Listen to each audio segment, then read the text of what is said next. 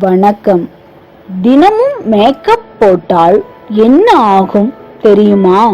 Makeup என்பது வேடிக்கை மட்டுமே, முக அழகை தராது என சிலர் சொன்னால் கூட இன்று பலரிடம் மேக்கப் என்பது இன்றி அமையாத ஒன்றாகி இருக்கிறது.